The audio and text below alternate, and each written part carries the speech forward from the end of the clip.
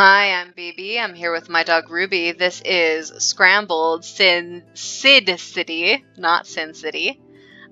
We are planning our next plan of attack against Enchantress with our dear beloved friend Alexa.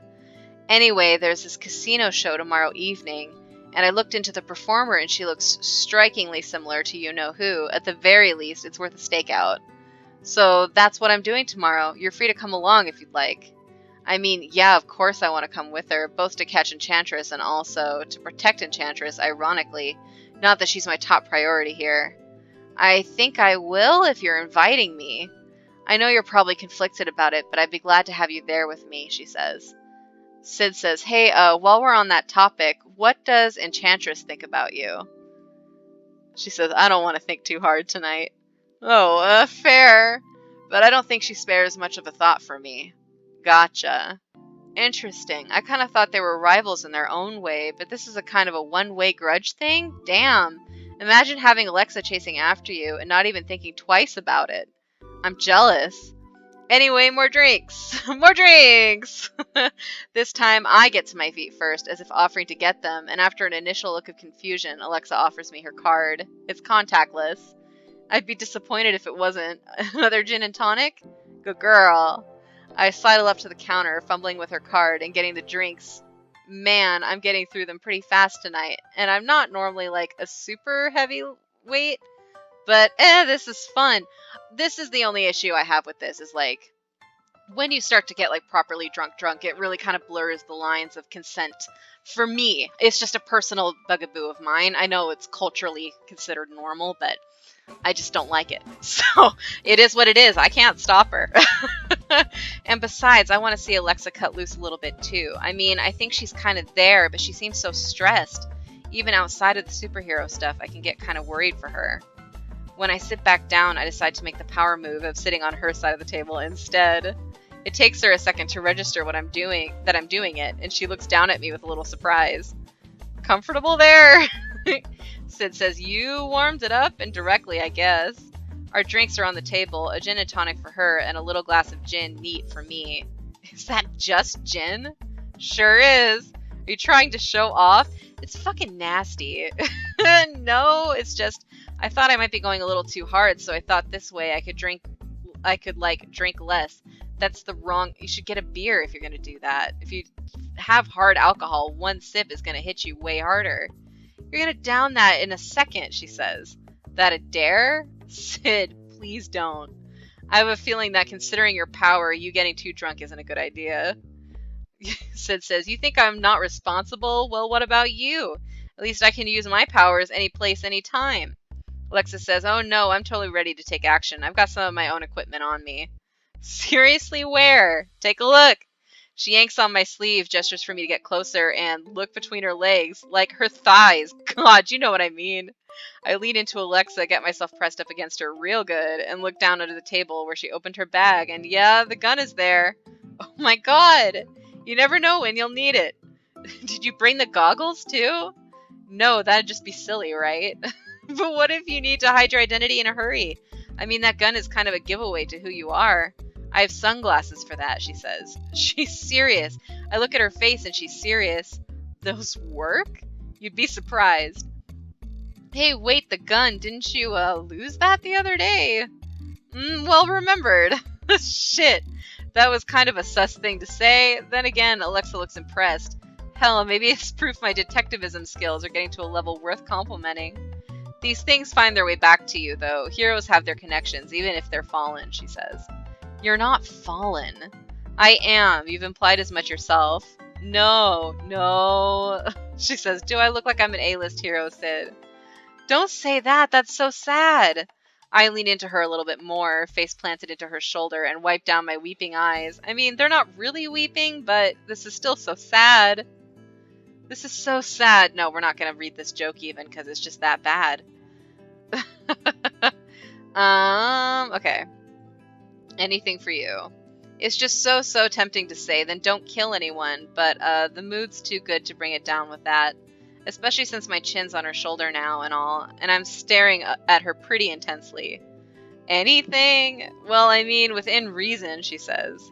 She's making me sound like the cool in control person here. You have been, is the problem. I mean, maybe I am right now? When I press a little harder into her, she doesn't pull away. Her breath hitches a little, and she lets go of her drink, hand going to grip her own thigh. Gotcha! The height gap's a little more than I expected, so when I lean further up, I have to push against the table to give myself a boost, like an infant, just so I can press my lips against hers. Not too long, not too short, just enough to prove it's not an accident, but just enough to tell her I'm not so serious that I'm gonna go all weird on her ass. When I pull away, Alexa glances at me and then takes a big gulp of her drink. Fair enough. Like, what the fuck would you do? I wanted to say I expected that more. Sid says, see, I can catch you off guard sometimes. Definitely. She's confused maybe, but again, she's not angry. In fact, she's rubbing at her lips, staring at me like she's appraising at me, and it's hot. I think it's hot. It is. Wow, I'm really doing this. Is this my inner hero doing what she thinks is best and not taking no for an answer? Or is it the booze? Maybe it's both. So I press into her again, putting my hand over hers. You don't have to do anything until tomorrow evening, right? I don't either. Ah, what are you suggesting? I don't know, Alexa. I've got no idea. My ass is on fire. Sid says, who knows? I'm just saying, tonight's going pretty well. Alexa says, the night did in fact go pretty well. Day 30. Alexa's lying behind me, chin almost on top of my head. She's mumbling something, but it's so faint and random that I'm pretty sure she's at least not 100% awake. I'm not going to read effort noises. That's weird. Well, not effort noises, but mumble noises. Her arm is lying across me. It's not really holding on to anything, but there's still a definite, reassuring weight to it, I guess. Plus, when I look down, I get to finally confirm that her arm is, in fact, pretty nicely toned. No, we're not going to read it. Alexa? I whispered to her, but she doesn't really seem to respond. Definitely at least 50% asleep then. See, I want to lie here for a while longer, not just because I've got that vague, cloudy, foggy, heavy head that's probably a hangover thing, but because there's something I kind of want to do. On the other hand, it's seriously hard to get up when she keeps throwing more of her arm over me. Who knew someone so cold-blooded could be so warm? I reach down and push that arm away as gently as possible, making sure not to wake her up as I free myself. Hey. Hey. She doesn't reply to me, and soon her breath falls again, letting me slowly slither over the sheets and out from under the duvet, gently getting to my feet. Once I'm away from her warmth, I sneak into the living room. My jacket was thrown over the couch, as was other stuff. Anyway, it's not like I'm trying to sneak out. I just had a thought, see? If we're gonna go and confront Enchantress today, then there's a non-zero chance that this is our final battle. Which, if I get it my way, could go very, very right, or if Alexa gets caught up in the heat of the moment, could go very, very wrong. And thanks to yesterday, I know where she keeps her gun now. I mean, sure, she might have more than one. She's pretty well prepared. I sneak over to the door where she dropped her bag last night and squat down as quietly as possible. Maybe this actually is the right scenario to cloak in. I mean, if she comes looking for me or to get a drink, I can pretend I'm in the toilet. Unless she goes to the toilet, at which point I will pretend to be getting a drink. Brilliant. Look, I'm not used to these kinds of hookups, or then stealing the weapon of the woman I just shared a bed with, and honestly, I don't think anyone is used to the latter. Maybe Enchantress does? Okay, I'm focused again. The low hum of the servers helps with that. I hear them more than ever when it's just me in the apartment, squinting or squatting through the early, probably not so early daylight. I crouch down by the bag, and as I assumed, the wire gun is in there. I wonder if it's got a special name. Frequency doesn't seem to name any of her gadgets, which is such a missed opportunity. Wiretap, wirejack, wirefire, something. I lifted it out of the bag with a surprising amount of effort. I sort of handled it before, but I didn't really hold it properly by the handle. It's pretty heavy. Heavy with the responsibility of taking a life, maybe. I carry it to the dinner table, and I took this out of the bag with just the plan of cloaking it, putting it somewhere Alexa wouldn't find it, or would just rush out of the house assuming she had it on her. But then she wouldn't be able to kill Enchantress. I mean, this is assuming she doesn't have any other weapons, or that she wouldn't just, like, choke Enchantress out if she got the chance. Man, the more I think about it, this is a stupid plan. But it's anything that might stop her from making that terrible mistake. So should I cloak it or go back to bed and talk her out of it? If it's very heavy, And she knows she's going to be having her final confrontation today. I think she might notice if it's missing. So, and also, the whole point of this exercise has been to build up our relationship. And if she's not going to listen to us, then it's, she's never going to respect us. You know what I mean? This isn't the right thing to do. Sure, it might stop her this time, but that's only might. And what if she does it again? I'm not solving anything like this. Plus, I want to trust her. Call me stupid or naive or whatever, an idiot in love. I wander over back to the bag, gently shove the gun deep back in there. I don't think even Alexa could tell that I took it out, hopefully. Sid? I nearly shriek when I hear her voice until I realize it's more like a groan from the other room. Yeah? Could you get me some water? Oh yeah, one sec. I think I'm good for now. And a glass of water sounds good. I throw on most of my clothes lying around, if just to maintain a little bit of decorum, as they call it, before grabbing a couple of glasses of water from the fridge. Coming now. I don't think we're hungover. Man, we better not be. I don't want to go and confront my rival and her nemesis while we've got splitting headaches. I tiptoe into the bedroom to find Alexa under the covers, looking at me through bleary eyes, arm patting where I was lying before. You disappeared. Just to the toilet, we say. You didn't say anything. I was worried, she says. She's just a big baby. What, that I'd abandon you now? Wow. Do I seem that bad? Alexa says, you seem like you do this often. I don't know what to tell her or how to stop myself bursting out laughing, so instead I just stand there with the biggest, most dumbstruck grin I can manage, as if...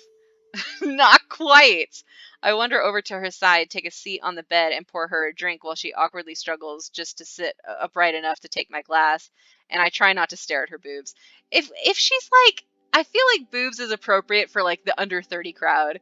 Once you get older, they become more breasty. I don't know how to explain this dichotomy within my mind, but I don't feel like a 60-year-old has boobs. You know what I mean? I don't know. Maybe that's just me. Thank you. I promise you, I'm not as bad as I look. Not looking too bad from here, Alexa. It's cool. I mean, I don't think the great frequency would let herself totally go the night before she settles stuff, right? She says, you'd hope not, right? I'll have another glass when I'm done.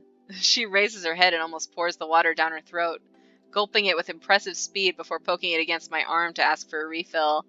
Speaking of settling stuff, maybe a drunk, headachy Alexa isn't the best person to bring this up to, but can we talk some? She says, about what? She definitely sounds, headachy. About Enchantress. Oh, not exactly a willing reaction, but I keep going. So, I get what you've got against her now, as a hero and a mother and as an ally of justice, I guess? And from how you started as a hero, I see how you came to like the conclusion you did, how you thought she had to be punished. She's like, not into it. Honestly, my head hurts a little too. Words are hard at, I sneak a look at the bedside clock. 2 in the afternoon. Hard at 2 p.m., I guess. But I don't know. I don't have the life experience you have, seeing the greatest good and the worst evil and everything in between. But I just think, who really gets helped if you kill Enchantress? Not Shockwave, not your daughter, not the hero she killed. It's too late for any of those. I'm being really selfish saying I don't want you to do it because I respect you and I want your validation and crap like that. But I think maybe that you're being selfish too, kind of. I just want to get rid of Enchantress. You just want to get rid of Enchantress to make yourself feel better. I don't know if she's a good person, and honestly, I don't like her, but... Her hands are over her face now, like she doesn't want to face me. Which, if I can be presumptuous, kind of makes me feel like I'm, right. But she probably shouldn't be killed, and I think we're good enough at our jobs to take her down without having to resort to that. So just trust me on this one, follow my lead. I mean, after last night, I know you can do that, so... Yikes! Alexa pauses as if she's trying to think of something to say in response, and then probably realizes that I'm not worth arguing with. Because I'm right on a lot of levels here. Alexa says I can't guarantee anything, that I'll be able to hold myself back or not make a foolish decision. But if anyone could stop me when I get like that in the heat of the moment, it'd be you, Sid. Her hand reaches up and brushes against my arm, clinging onto it for just a second. Sid says, not gonna let you make the stupidest decision you'll ever make. Alexa says, I've made a lot of bad choices, so there's some stiff competition there. She laughs, though, resting her head back and looking at the ceiling. It's time to suit up. We can suit up together. Speaking from experience, it's not as exciting as you might think. It can go on for a while and have a lot of straps. When I raise an eyebrow at her for that, she ignores me cold. It's what you deserve. We will pick up again the next episode. See you next time. Bye.